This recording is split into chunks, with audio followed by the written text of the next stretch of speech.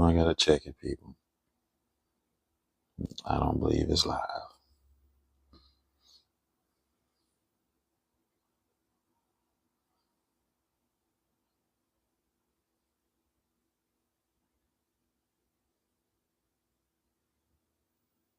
Okay, well, says the YouTube is live.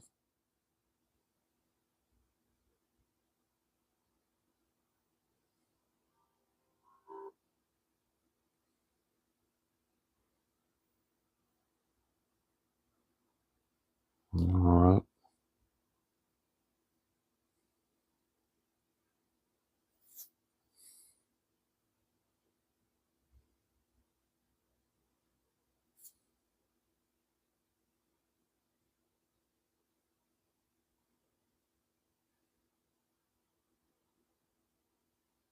Hmm.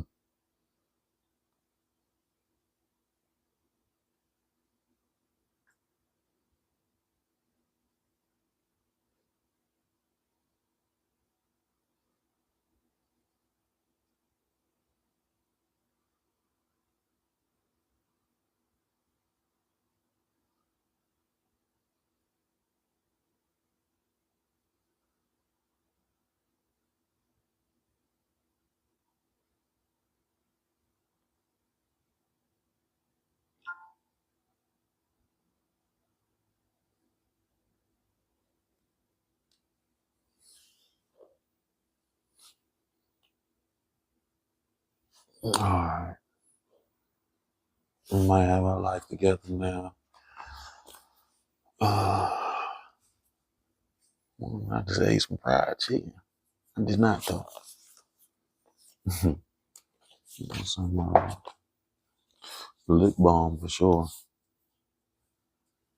Hope everybody's been having a good week. This week's been pretty good.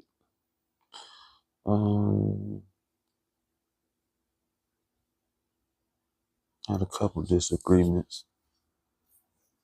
One worked out fairly painlessly. And it was one of those based on good intentions. You know, I want to make sure people are navigating their stress well and letting other people carry their own stress. So, and I was supposed to be in Florida this week too, but the same day I was supposed to leave, we wound up canceling the trip, which is cool because where I was going in Florida, I really didn't want to go. And that ain't no joke. So I'm waiting for the tablet charger. Open up. I know it's charged because I charged it.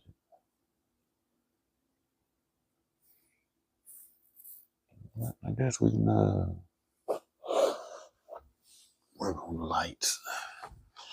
So I'm gonna be doing all that in a minute.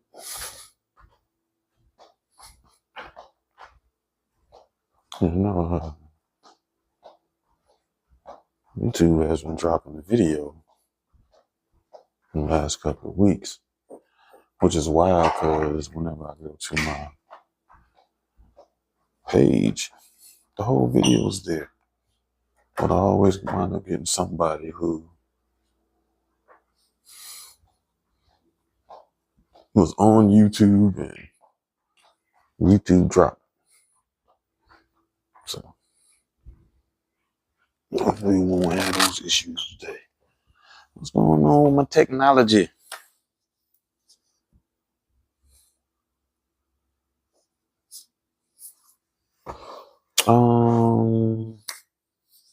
Good question. So how am I feeling about the government shutdown? Okay, so I guess it's updating too. Well, I talked about it a little bit in my Tuesday show because I was with the Uber driver, and one thing that I wound up doing is I put a face on government decisions. You know what I mean? So unless you connected to somebody who is directly affected by it, you don't really see it. You know what I mean? Most people still go to work every day and still gonna get their check if the government shut down or not. But I'm one of those people who will not. And supposedly they don't let us do anything. We can't even answer our phone if it pertains to work. So my overall opinion of it is, I really don't get political as far as party, right?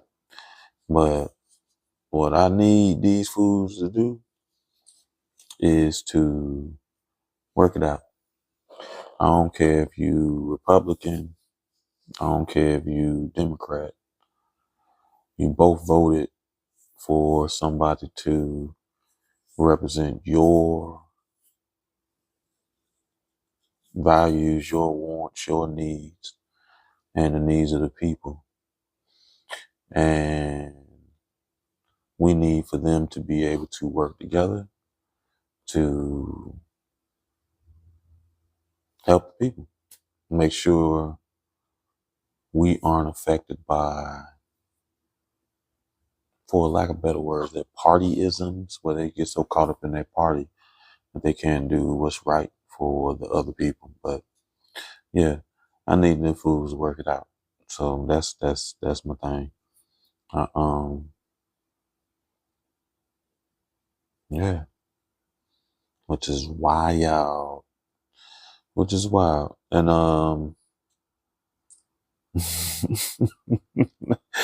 it was funny. I'm laughing because at one point in my career, I tried to make myself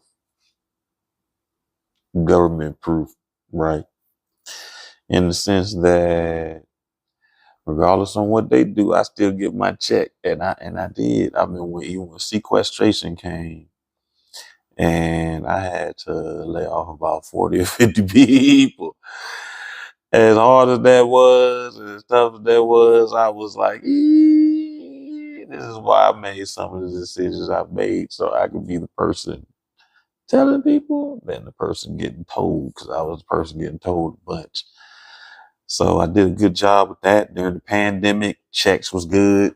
I was making sure everybody was still eating. As a matter of fact, we was getting bonuses during the pandemic. Like, hey, I was making sure my staff made a come up. You hear me? Everybody was eating good. For real. That's like, yo, everybody gotta eat. And the smart thing was I was on that because I know I was making good money. You know what I mean? And it's real funny because how much of street idealisms I use in professional environments. You know what I mean? To get the people going. Like people really do have that pack mentality, that gang mentality. You could take advantage of humans and mammals and they pack mentality. So I knew I was making the most bread. So what you got to do when you know you're making the most money is you got to make sure everybody eat. So I'm making sure everybody, they getting good, they getting paid well. I'm making sure they get a little raises, they get paid a little more, and they getting bonuses too. So as long as everybody got money coming in, they ain't watching my money. You feel me? They ain't worried about how much I'm making because they eating good too. Everybody get gold chains. Everybody get Mercedes Benz. Everybody gets it all. We get, you know what I mean? So did all that work, man, to jump to the other side. And if these people can't figure it out, I don't eat per se. You know what I mean? Which is why, what was we run? Okay, here we go. It did good.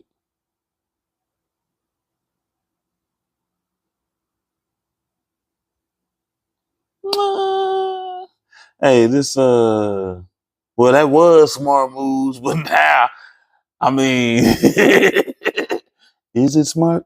I did make smart moves before. Like it's crazy like I was saying, that gang mentality. Because the first thing I would do with my staff, and it's funny because if they ever are on, oh come on man, okay good, okay, so I think we are where we need to be, cool. So like I give us a little color. We wind up picking the color to stand under, so we always had a little flag. We think of a name, and the names be wild. It be based on something that happened between us. So we got a gang name, we got gang colors. I give them a vision. You know what I mean? The vision is to grow the children and family, make sure this money stay in this neighborhood. You know what I mean? Give them some nice little leadership, and I feed them. Make sure everybody eat for their hard work. Work them to death and feed them too.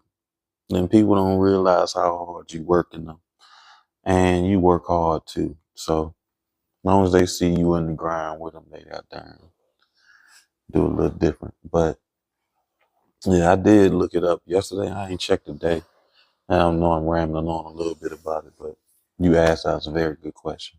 But I ain't checked today, so I guess they keep doing these stop gaps. So tomorrow is a big day. I'm sure I have a meeting tomorrow. I'm sure. Let's go come up in the conversation for real, for real. As a matter of fact, I guarantee. I guarantee it's gonna come up in the conversation. I gotta I'm about to start ordering some stuff, so I'm gonna get me some new lights. We're gonna start with that. So the lighting will be good, but I really want to get a camera first. So I'm torn between this e-meat and yo, right? But okay, so meetings on Fridays are becoming the norm, which is crazy. And the wild thing about it is most people complain, like they don't care if you're doing Friday morning, but they don't really want to do them in the afternoon. But I think I got some this afternoon too. 2:30 to 4:30. Or I don't even know. Yeah, I'm supposed to be shadowing somebody, but I don't be getting all the information. So I'm gonna go to the person I get a lot of information from, so I can get my learns on. Whew. There we go. Oh yeah, that's what I was gonna say. I do still got the big pink cup, but I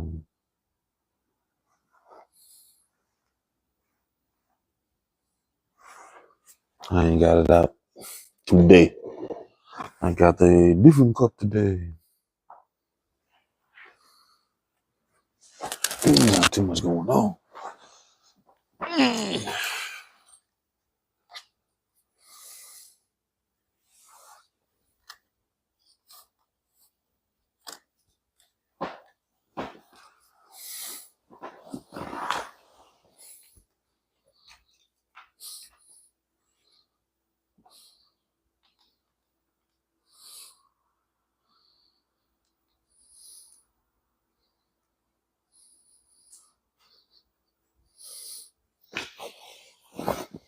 Sorry. I probably should have rapped to you or something. Make a song by my number one fan. Oh God. Let's start rapping. I don't think you want to hear my bars. But so I did go somewhere. When was it?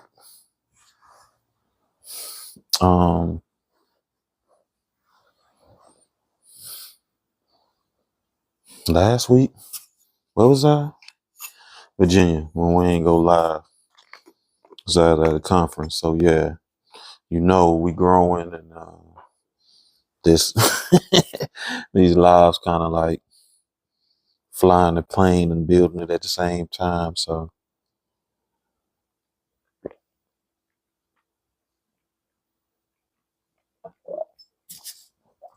when I go to conferences, can't go live. But when I go to clients, I can go live still. We gonna see how that turns out when I go to a client and got to go live. So, I don't know. All right, where we at? Divination. Hey, something wild though, because I know you here. Listen, I'm about to become ordained to do marriages. I'm about to start marrying people and do holistic marriages. So you know what I mean? You don't want to get a Christian pastor per se. And the wild things I found out in North Carolina, they don't require you to register. You know what I mean? You just go through some ordained process and get out of here. So I'm about to post me a certificate of ordained minister. I'm gonna have to tell you about it. It's a wild concept. All right, excuse me. Divination. Next morning at the bookstore, no flora. 11 a.m. passed and still no flora. It was such an intense relief that I could feel my heart lift. All day I pulled the sweet grass smelling quiet around me like a magic blanket. Perhaps the fire cleansed or satisfied. I hope so. With each day passed, I began to feel more like myself. She didn't appear and she didn't appear. She didn't appear. During those January days, cold, gray, and dull, I was happier than I've been since before Flora's so-called death. The cold air was delicious, the gray calm, the dullness soothing. My heart was buoyant. I woke up each morning with the feeling that something special had happened. When I remembered my haunting was lifted, I sat up and stretched my arms like a young movie going in white, sex rumpled sheets. Okay. But then, on the fifth day, as I puttered cheerfully along, there was a rustle, a footstep, a gloating clink of bracelet charms. I froze. Then began the sound of medicine rustling and subtle scuffling sounds of Flora's thin-soled fashion boots. I sagged behind the counter. A physical disappointment came over me and I slumped. Such heaviness. My my eyes teared up in weariness and frustration. To be haunted is worse than one can imagine. Although I alone was never alone, I was under Flora's eye. Now again, with a grinding sense of woe, I listened for her whereabouts. As the day wore on, it also seemed to me that her noises were bolder, more emphatic, as if going through the fire had unleavened her rather than destroyed her. Hmm. I thought of her body for spectral acquisitions of youth and vitality. I can tell from the sweep of her clothing and her footsteps, the outfit she had chosen. Those fashion boots I mentioned, she had been wearing them on a trip through the 1700-degree fire. I concluded there was no stopping her. Sometimes I utilize a form of bibliomancy or dictionaryomancy to give me a clue as to what in the foggy blue hell is going to happen next. My method is this. I make myself a pot of evening Mazola tea, pretend that I'm in Mazola, where I've never been. I light a wand of Nag Champa incense, pretend that I'm uncountable, which is the meaning of Nag Champa. I light whatever candle is handy. I'm alone when I do this, not only out of respect for Pollock's sensibilities, I would be embarrassed for anybody else to know that this is how I make rational decisions. It was a warm winter day, so Hedda and Pollux were out strolling with Jarvis, who was bundled up and wrapped like a tiny mummy. The time was now. In the aura of ceremonial gravity, I set the dictionary down on the coffee table. I cleared my mind. I closed my eyes, opened up the dictionary, and let my finger drift until it touched down on a word. Divination. The art or act of foretelling future events or revealing occult knowledge by message of augury or alleged supernatural agency, an inspired guess or presentiment, that which has been divined. My source confirmed my instinct and my finger landed on exactly what I was doing. My augur told me that something was coming, but I was annoyed. I thought the dictionary got it wrong because that something, that wrath of Flora, was already here. I was wrong. Something else was definitely on its way. The end of January. I was setting up the till with banknotes from the cash box the next morning when a very different, confounding, even disturbing note came to my hand. People stowed things beneath the cash drawers: checks, lists, duties for opening and closing the stores, random addresses, and unfillable requests. This piece of writing was very different. For one thing, it was typed on a real typewriter, and not an electric typewriter, but a manual one. I know because Jackie used to have the manual typewriter in her classroom to show us there was a form of technology between handwriting and computer keyboard. The typewriting imparted character to the writing on the sheet and also made it look like an artifact from another age. I probably wouldn't have bothered to read what was written, except for that and the connection between the title and the last night's dictionary word. Foretelling. By weights, by strangers, by texture of hair, by shade, by cloud, by itches, by piss, by the shapes in the smoke, by the accidental heard or the felt but unseen, by the bites of spider and the geometry of webs, by the scratching of squirrels, by the grass and the bird's nest, by the promptings of your soul, by snakes and cheese, by wind and rats, by striations burning the bark and the shapes of the lightning, by ashes, by buttocks, by boxes on the steps, by the bones of animals, burnt straw, marks on the skin, by skulls and beetle tracks, by the shuffle of your playlist, by the moon and worn out shoes, by the riddle of bird shit, by sleep, by fire, by stars and feral pigs, by needles, by dust, by the accidental formation of circles and spheres, by fingernail moons and fingernail clippings, by the guts of roosters, soot and scars, by salt, by scales, by flight patterns of bees, by breath, by arrows, by trilling of spring frogs, by bowls of brass, by wax, by noises of nameless origin, by scattering of old keys, by leaves, by sprouting onions, by dripping blood, by saints, by stones, by water, by yowling of cats, by the by the knife, by the lines in your face, hands, and wrists, by the soles on your feet, and the scribbling in the dark, by daily numbers and useless corns, by horse, by flower, by computers when they quit, when they can take no more, by balloons when they burst, by tears, the words of children, wrinkles formed in cloth, by tiny explosion of breaths and mice, by exertions of ants, by moonstones,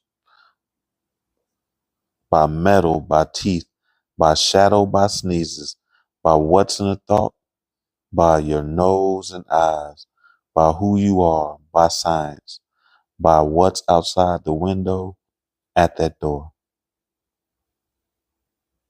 I placed the typewritten page carefully back in the drawer, fit the tray over it, counted the bills and the coins into the till, and resolved not to think of it again. Fat chance. I thought about it all day and found myself worrying about who had or hadn't written it and what it meant.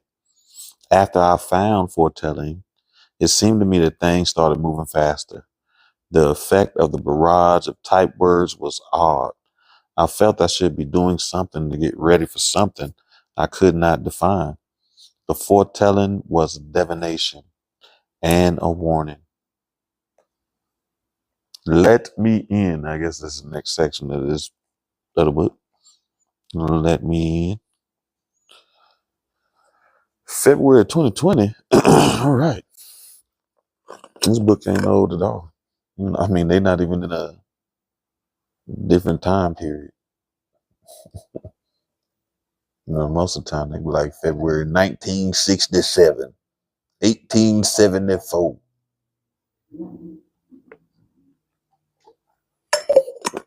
Yeah, they ain't even do 1997. At this point, that's ancient, right? Ain't that what they say? He's in the 1900s. Okay, excuse me. February 2020. You have to see this, I said to Jackie, lifted the divided tray. I riffled through the papers, but foretelling was gone. I described what I seen to Jackie, but she only gave me a troubled look. Of what I should do, there was no hint. It reminded me of what Pollock said about owls. That when you are approached by an owl, when you don't seek it out, but it flies to you and perches on the fence, say the owl is telling you to prepare yourself. Prepare yourself for what? That sort of warning can drive you crazy. Impossible to know how to avoid something when you don't know what it is. I half suspected someone in the store was setting up a prank, but dropped that idea because nobody came forward to gloat. I even thought about maybe Louise, who had always full of forebodings before a book tour, had written and retrieved it. I called her to ask, "Did you write a poem and leave it in the till?" Why would I do that? How would I know? I found a poem that provoked a lot of uneasiness in me. And then it's gone. It's funny about that owl, because I'll never forget one time, I got stories. I got stories. Man, I remember one time I was at my mama's house and it was it was dark. And I stepped out on that porch and I don't know, something just told me to look up at the top left corner of the house. And I did. Man, it was the biggest owl just sitting on the house looking down at me. I ever so easily backed right back in the house and went inside, man. Hey, even if I do win the fight with the owl, at least I was like, my luck, that owl come down here, this claw go straight to my eye. Now I got one eye. I'm a pirate the rest of my life, so I'm good. I'd rather just go on inside. So, but if that was a warning, I definitely had some interesting periods in life after that. After I saw that owl. All right, uneasiness. When I have these feelings, I update my will," said Louise. "Shall I leave you the bookstore?" "No." I said Louise when she was leaving. I asked Louise when she was leaving. March 1st. "Yeah, I'm going to update my will." "God, Louise, relax. It's February 15th. What can happen in a couple of weeks?" I said. "So much," she answered. Before she left on tour, Louise read at Plymouth Congregational Church, standing in the pulpit lectern overlooking people seated side by side in a light-filled space. After the reading, she hugged people, held their hands, hugged again. As always after reading, she looked stunned and flustered. Penstemon and I were selling books at the book table. Jackie had baked stacks of oatmeal spice cookies to make things festive. There was also wine, cheese, crackers, the works, all laid out on another table. Louise's daughters were sitting with her. They were trying to keep you from reaching out, crowding in. If nobody else was, they were worried about the rumors of a novel virus. Afterward, they made Louise wash her hands. Emerging from the church into the cold, she gave me a blank, troubled look. Onward, I said, handing her one of Jackie's cookies. She smiled at the cookie and took a bite. I asked her to text me from each stop. On the day of her first, on the day of the first coronavirus death in the United States, she flew out with a plastic bag of bleach wipes from her sister, a public health doctor working with the Minneapolis Indian Health Board. Louise texted me from Washington, D.C. that said the reading at the Politics and Prose had been usually perfectly run with a madly intelligent crowd. They made an announcement, she wrote. No touching the author. And the counters at the hotels are sprouting bottles of hand sanitizer. March 5th, San Antonio. 11 cases off a cruise ship. They say it's contained. Half the people at this conference bowed out. Buffet dinner at the outdoor patio La Fonda. I've never eaten such good Mexican food, and I was in the most charming company. But I had a strange sensation as I looked around the soft lighted patio and people were laughing as they ate together. It all seemed to be happening in an old photograph. We need sanitizer at the store. Can you and Jackie get some? March 8th, Dallas. Walked into an empty hotel. Desk staff in a trance, staring at the doors. Bartender and waitress watching the soccer match. They keep bringing food I haven't ordered because I'm the only customer. Another madly intelligent crowd. Why is there a picture of a giant padlock on my wall? She sent the picture of the giant padlock. I text back, empty hotel? Should we worry? I'm wiping down absolutely everything, she answered. March 9th, Houston. Jovial people at the reading. High spirits. Man in the book line with a harrowing cough. At the hotel elevator, guy with a soul patch. Case of 45. Woman in red designer ball gown on each arm. What? What? In 2022, she saw a guy with a soul patch, a case of 2020, a case of 45, Colt 45. Where can you still get a case of Colt 45? And a woman in a red designer ball gown on each arm. I don't know. Okay, cool. I wanted to get in and find out their story. I do too. I want to know too. But the skirts were huge and maybe it was obvious. Got it. Maybe it was obvious. March 11th, Lawrence, Kansas. Known for John Brown's raids and first case of 1918 influenza on American soil. For Native people, it is known as Haskell Indian Nations University, a historical indigenous university. It had started as a government boarding school. Every tribal person had someone who went to Haskell's or was going there now. Luis was excited to read at Haskell. This was the high point of her tour. Her great aunts had been educated at Haskell and done well in life. Her grandfather had run away from the place when he was a child. He made it all the way back to Kansas, to the Turtle Mountains of North Dakota, just under the Canadian border. How, I wonder? She texted. The book she was touring for was about her grandfather, Patrick Gounod. After reading on the campus in the historic gym covered with the hand-painted native-inspired Art Deco designs, after a prayer fire, after meeting her new friend, Carrie, the librarian, after the smart, funny, sharply beautiful students and teachers and raving books, Louise checked her phone. There were texts from her sister, and there was a text from one of her daughters that said, please come home. They never use words. Startled her in the packing that night.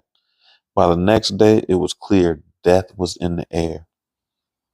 It definitely was, boy. That thing was lingering. I had to make some tough decisions, but death was in the air. Pollux and I went through March 14th. Okay. Pollux and I went through our jumbled drawers in the bathroom cabinet looking for whatever can kill a virus. Found half a bottle of hydrogen peroxide, which Pollux said only killed bacteria. There was also a quarter bottle of isopropyl alcohol and a full bottle of Hedda's favorite vodka. I thought she'd stop, said Pollux. I did stop, said Hedda. Happening in the bathroom, happening in on our bathroom forage scene. That's from before, when I'd hide it in here to get wasted. You sure you stopped? Hedda glared at him. Her eyeliner intensified her resentment, so it burnt me too. Pollux gave her the dad eye. I knew that neither would back down, so I must mollify. Vodka's great for cleaning, I said. It's great for all kinds of things, said Hedda. Her voice was wistful. It won't kill a virus, but it's good for washing windows, said Pollux. I'm proud of you, Hedda. You sobered up for Jarvis. You'll always be his hero. Right now, I need a drink, though, said Hedda. This whole thing sucks. I'm trapped here with you guys. What could be worse, said Pollux. Oh, dang. I meant to say it could be worse. It could be. Hedda looked shaken at the prospect of living with us for an unknown amount of time. I, too, was shaken. However, there was no way I'd have Jarvis around without Hedda, so I offered to make cookies. They ignored me. Maybe we should sit down, said Pollux, sitting down on the edge of a bathtub and talk about it. In the bathroom? I don't know why, I said. I just offered to make some cookies. What else is there to say? Hedda and I hadn't had a conversation in 10 weeks. With the baby to absorb the awkwardness, it had been easy. She would just bundle Jarvis up and hand him to me. I'd hold on to him until he needed her. We don't need cookies. We need to talk, said Pollux. We don't need cookies, said Hedda. She slid a glance at me. You got it. No, shoot. Hedda said, we do need cookies, said Hedda. She slid a glance at me. You got it. Triple sugar. I nodded. Because she made the over sugar cookies last time, but old girl loved it. The two of us stared defiantly at Pollux. I'm not scared of you ladies, Pollux said. So quit putting your hex on me. Hedda and I groaned at the same moment, and Pollux laughed at us. Right. Soon the terrible story started. How you suffocate while the doctor's back is turned, or turn blue and die in your chair waiting for an ambulance. How this, how that, how your lungs turn to glass. One day I woke up with a sore throat. This it, I thought. I lay in bed feeling every sensation. Stay away from me, I said to Pollux. He was bumbling around the room, picking up my socks, which I could never manage to take off and roll together. I always tossed them off my toes. Don't, oh man, what the hell? Uh-oh. Don't pick up my socks, I said. They might have a virus on them. Pollux dropped the socks and asked me, what's wrong? I have a sore throat. Pollux gave me a glass of water from his side of the bed. I drank it and felt better. I guess I'm okay. That was close. It wasn't close, said Pollux. You're scared like everybody. First we hear it's nothing. Then it's incomprehensibly lethal. Hard on the nerves. What to do? The opposite of whatever orangey, what? Orangy? Orangey does, whatever, said Pollux. Okay. We had agreed early on not to give the press too much space in our heads. We hardly ever referred to him. But talking about being haunted, he was an ache in the brain. Orangey guy, whatever. Outside in the cold, late winter air, things are normal. Although normal was beginning to feel like I was being stupid, like I'd relaxed my guard. People were hoarding. That was to be expected, so I went out shopping for things to hoard. I had taken $200 out of my savings and felt flush. I went to Target. Against medical protocol, I wore a flimsy blue mask from Pollock's tool stash. Of course, the things that other people were into hoarding were gone. bleach, beans. For some reason, nobody was hoarding taco shells. So I obviously bought 5 boxes. I was confused about all the ways the virus could get into your body and whether macro or micro droplets lingered in the air or fell straight to the filthy floor of a big box store. I read where one doctor said that a single virus could kill you. What what you touch could be lethal. So I meandered around in the vibrant litter, trying not to touch anything strenuous to my purpose, and of course not to touch my face. I wondered if I could make a mask out of cabbage leaf. For some reason, nobody was hoarding cabbages. So she wanted to make a mask out of cabbage.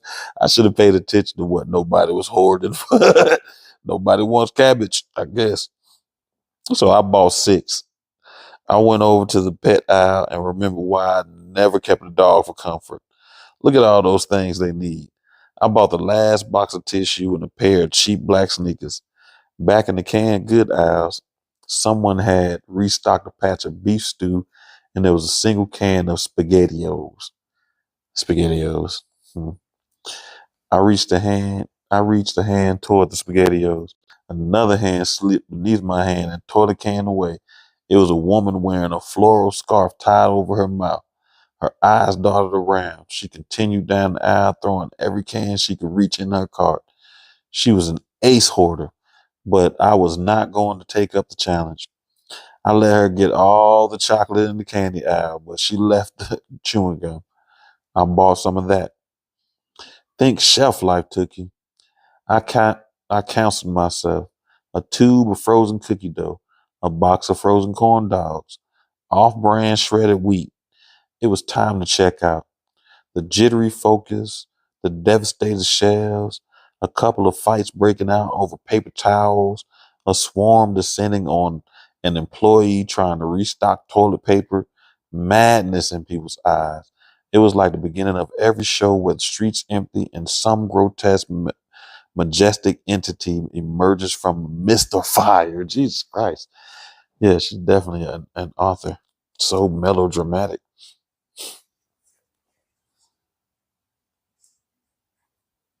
Roughage, said Pollock, peering into my bag.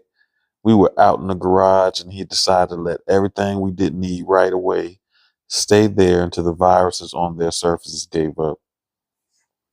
Where are the organic diapers? Had to ask Pollock so as not to ask me. No, I lied, upset that I hadn't even thought of diapers. And organic? I thought only food came in organic. What kind of step grandma was I? I'm going back out, I said, as I turned and went through the door. Thus, I did make a wide flung search for organic diapers, which I found in the exurb of Maple Grove. I took out more money and overfilled one of those giant red shopping carts with Jarvis' current size and the next size up. It seemed like the virus would pass in about a month, but he would need them in the long run anyway. We could store them in the garage too. Hedda would be comforted, and we might be friends again. Hedda's midnight hunting.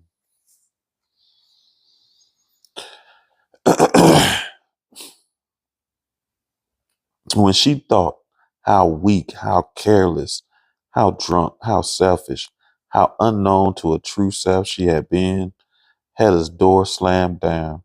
It was like a heavy garage door. In fact, it was the heavy garage door she wished she never opened, but it had opened. Again and again, Hedda saw that door rising at the press of a button in slow time, inexorably rising upon the cameras and the cheap chairs and the poker table of the crappy Western set and the flimsy swinging door and the frosted salon glass and the bed, a brass bordello bed anchored to the floor with cinder box, surrounded by red velveteen curtains. It was to be the last scene they would shoot. Already they had done the blowjob scene on the bus. They were supposed to be riding back from the dirty East Coast, but were in a parking lot with guys off the street hired to rock the bus. After that, I don't even know if I want to understand. After that, they done the scene in the clean desert where she tamed to seduce a wild Mustang, which actually was horrifyingly taxidermied horse. And now there would be a cowboy in a bordello bed. She would end up, what the hell? Okay, I guess it's her bad dream. She would end up with the horsewhip wearing only buckskin chaps that weren't even buckskin, just vinyl. Had her drink 6 of the mini vodkas in her purse and used her whip with such liberation that the whole thing became way too real. The baby-faced cowboy had tried to get away, but she chased him down and was full on freaking out of her mind. Now she had to slam the door down every single hour, every single day. She was somewhere else, but she was here. It would kill Pollux, just kill him. She couldn't bear it if her father knew. Tookie's bubble. Jackie had come in early and was already at work when I arrived. I was relieved, for it seemed to me that after Flora came back from the crematory, a slightly scorched smell emanated from her favorite corner. Not only that, but Flora left that corner more often. She scratched about in areas of the store she'd once ignored, and she seemed angry now. Who wouldn't be?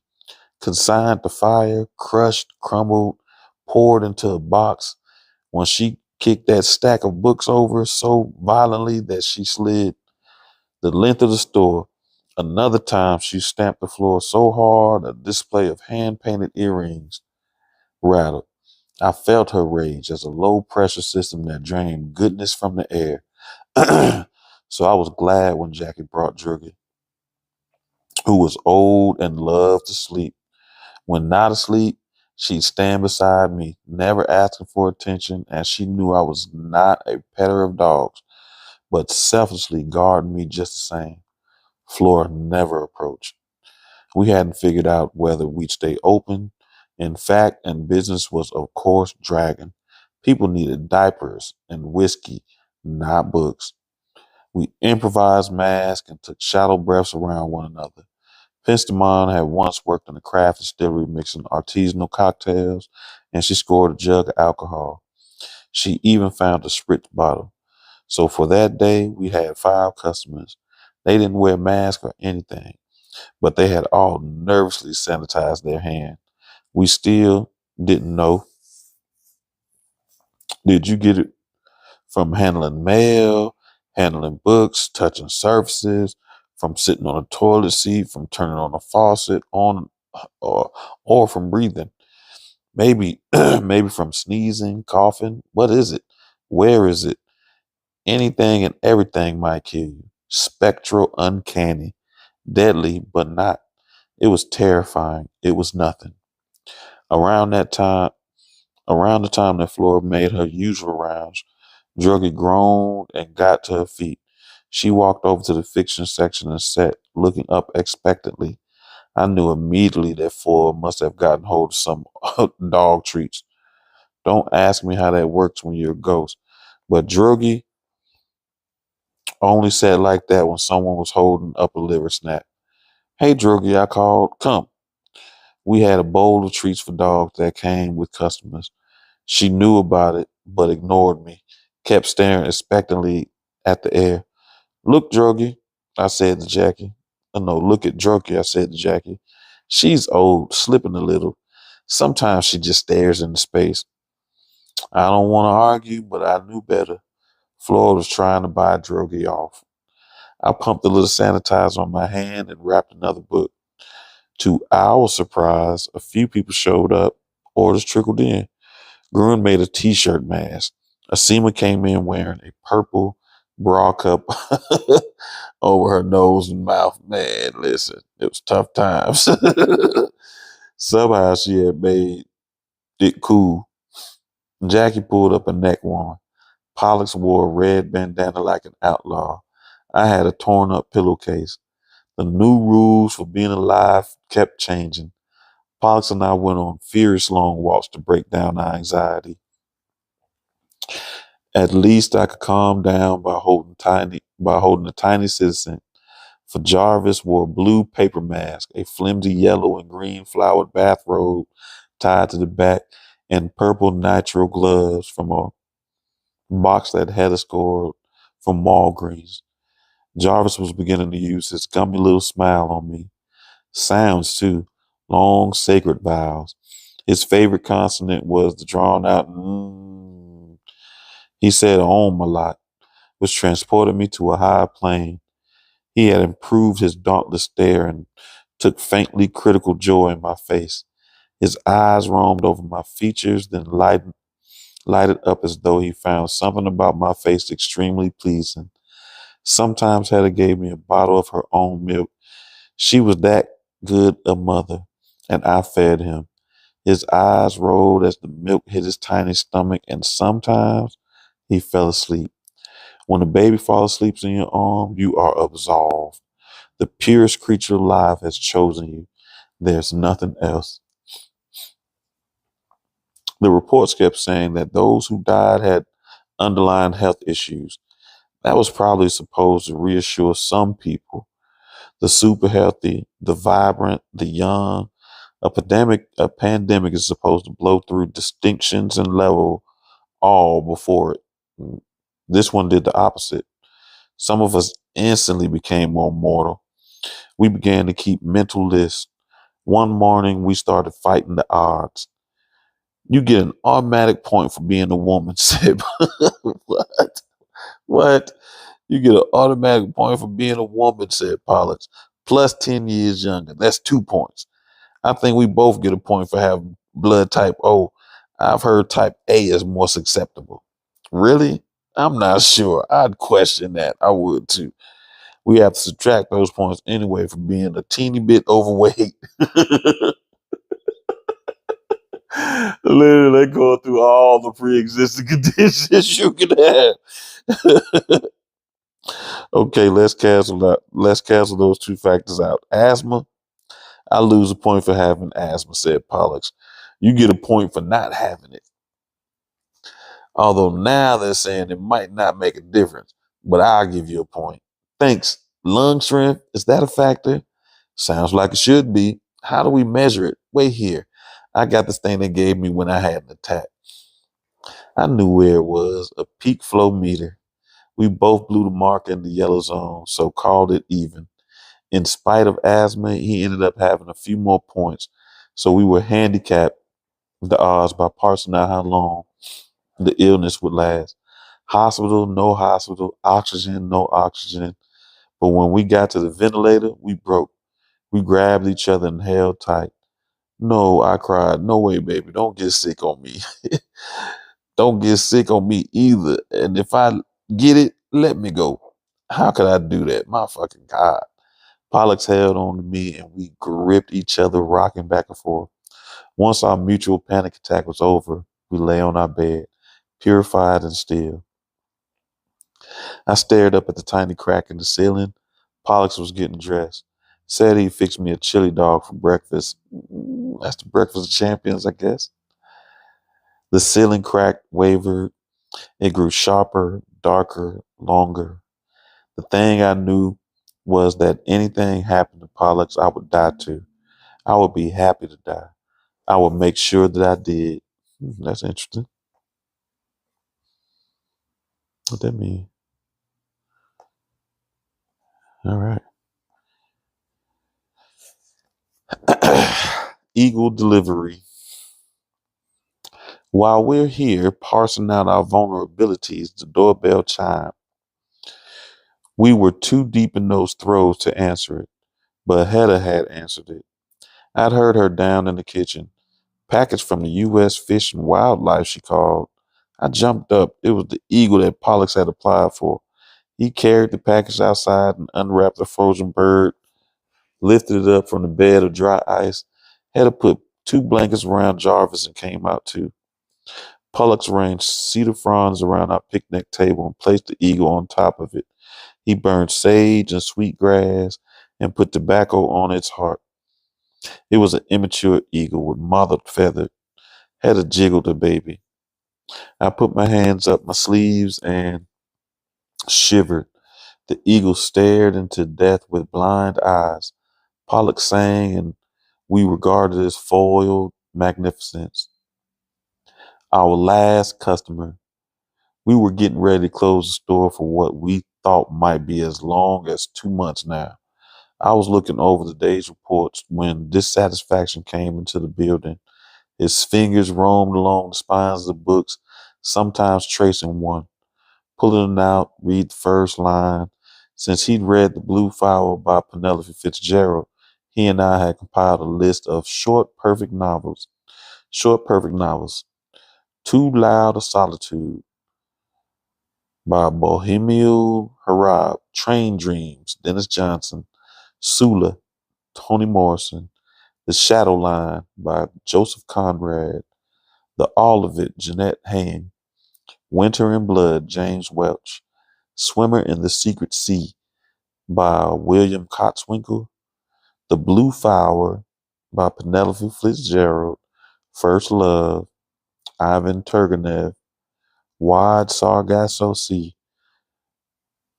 Jean Reyes, Miss Dalloway by Virginia Woolf, Waiting for the Barbarians, J.M. Coetzee, Fire on the Mountain by Anita Desai. Those were books that knock you sideways in around 200 pages. Between the covers, there exists complete world. The story is unforgettable and people, nothing is strenuous. Reading one of these books takes only an hour or two, but leaves a lifetime imprint. Still, to dissatisfaction, they are but exquisite appetizer. Now he needs a meal. I know that he'd read Farentine's uh, Neapolitan, yeah, novels and was lukewarm. He called them soap opera books. What I thought what's the point? He did like The Days of Abandonment, which was perhaps a short, perfect novel. She walked the edge with that one, he said. He liked Knausgaard, not a short, perfect. He called the writing better than Novocaine. Okay. My struggle had numbed his mind, but every so often he told me he felt the crystal pain of the drill. In desperation, I handed over the known world. He thrusted back in outrage, his soft voice a hiss. Are you kidding me? I've read this one six times. Now, do you now what do you have? In the end, I placated him with Aravind Adige's White Tiger, the latest Amitav Ghosh NW by Zadie Smith and Jane Grimes' old fifth books in a sturdy Europa box set, which he hungrily seized. He'd run his prey earth and now he would feast. Watching him closely after he paid for the books and took the package into his hands, I saw his pupils dilate the way diners do when the food is brought to the table. It seemed right and proper that dissatisfaction was our last customer. When he said goodbye, I clung to the sound of his voice. I don't know him, or maybe I knew him better than anyone. I suppose I was desolate. I decided he was my very favorite customer, and I rushed to the door to tell him so. Although he would have scoffed, his car was pulling away. I yelled, "You're my favorite customer," as he turned the corner. It was March 24th. I switched off the lights, except that blue lamp in the confessional, set the alarm, walked out the door, turned to lock it. I tried not to feel too much at that moment. Still, as the lock clicked and the alarm fell silent, it seemed that I was turning my back not on dry paper, but a living assembly.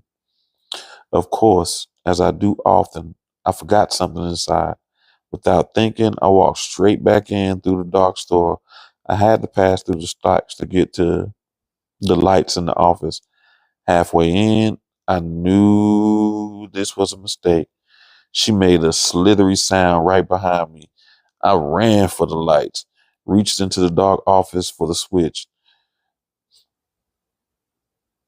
There was already a hand on the switch.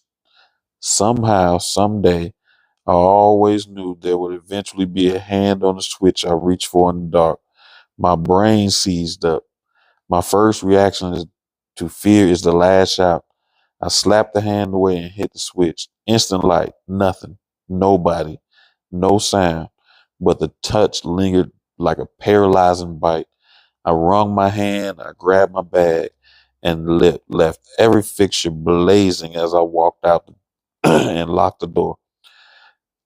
Halfway home, my legs buckled and I sat down on the curb. The touch was real and not gentle. She was beginning to manifest. Something in the diseased air, something in the trauma of the greater conversation, something in the ache of the unknown, something in the closing down or her trial by fire was giving her more power.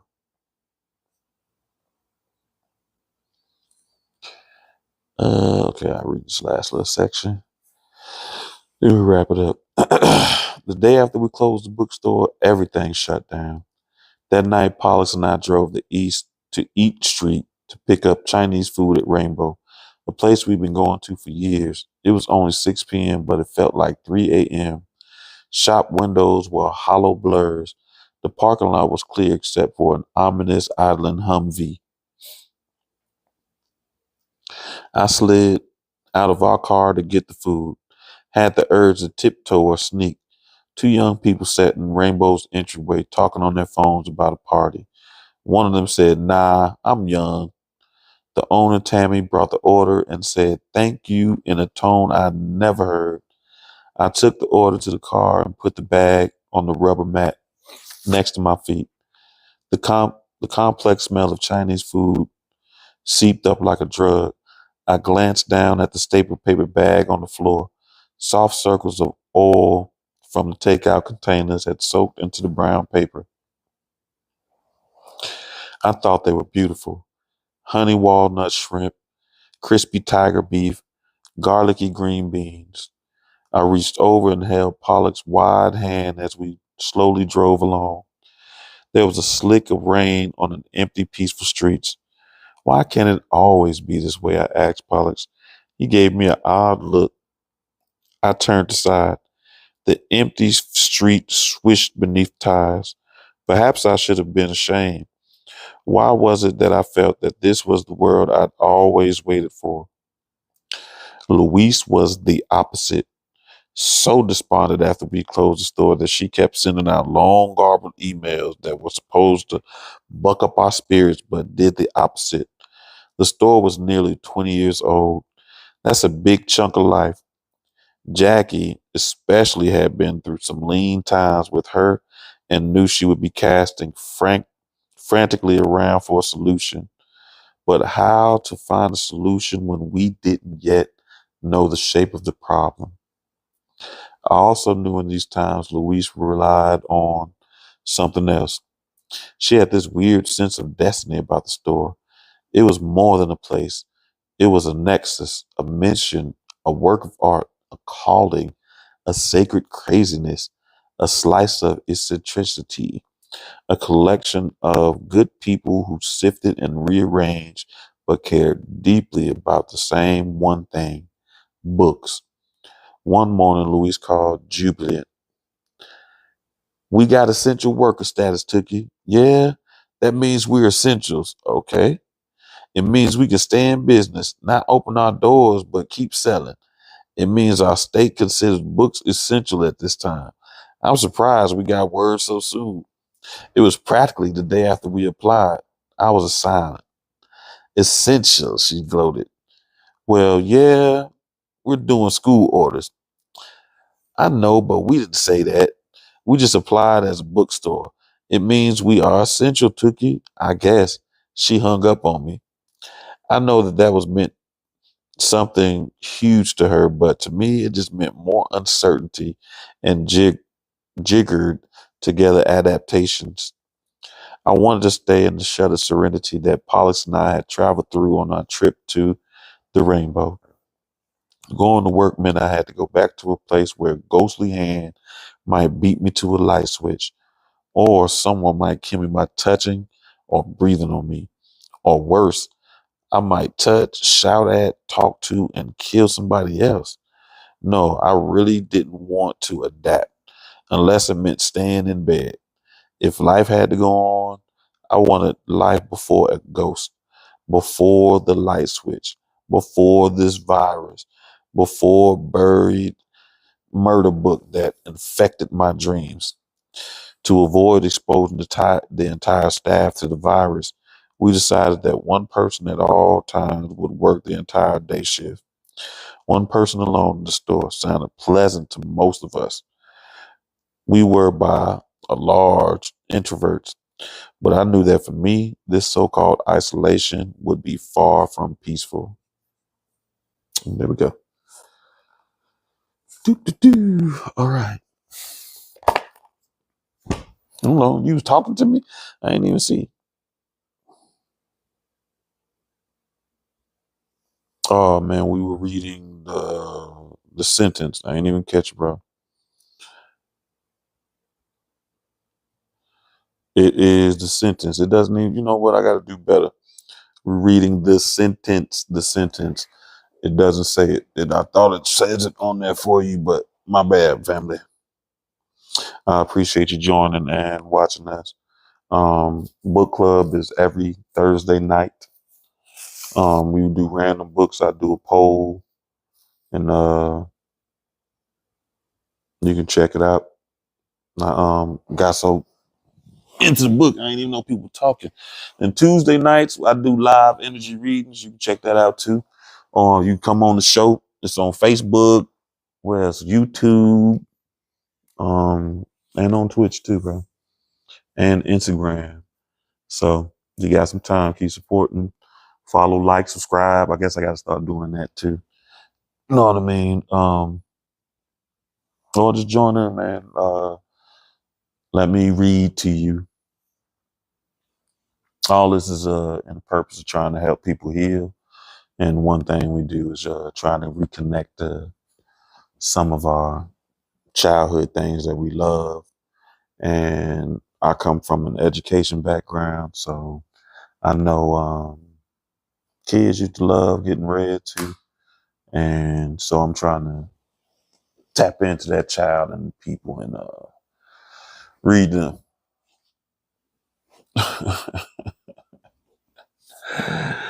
But again, I appreciate y'all. Um, I will be in town next week, so we can do it again from the crib. So everything will be good. Um, See you Tuesday for some live energy readings or Thursday for book club. And again, I appreciate you. Catch you next week.